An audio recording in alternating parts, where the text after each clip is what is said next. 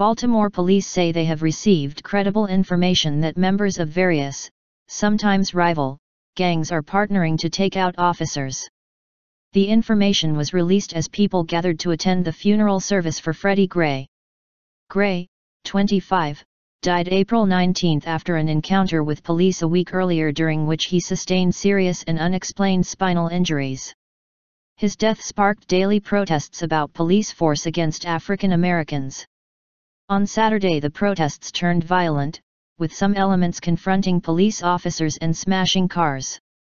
A statement released by police said that its criminal intelligence unit learned that members of various gangs including the Black Guerrilla Family, Bloods, and Crips have entered into a partnership to target officers. Meanwhile, around 2,500 people are reported to have packed into the new Shiloh Baptist Church to pay their respects to Gray. President Barack Obama has dispatched 3 officials to the service. Elijah Cummings, a member of the U.S. House of Representatives, was one of the speakers.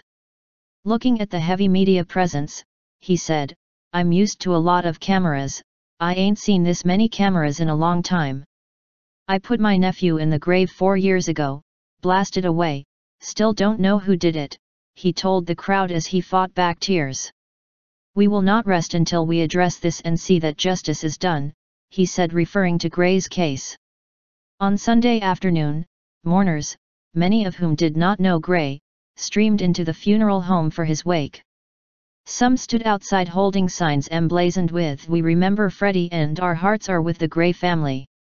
The same day, Baltimore Mayor Stephanie Rawlings Blake appealed for peace after protests the night before turned violent. There were 34 arrests as peaceful demonstrations by about 1,200 people outside City Hall on Saturday afternoon got out of control. Small groups and individuals splintered from the main group, looting a storefront, tossing a flaming rubbish bin at police, and smashing police cars. 6 police officers sustained minor injuries.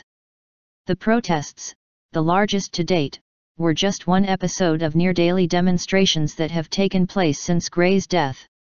Gray lied in a coma for 1 week before his death, a week after police chased him through a West Baltimore neighborhood and dragged him into a police van. Police say they arrested him after he made eye contact with officers and ran away. Officials have already accepted that procedures were not properly followed during the arrest.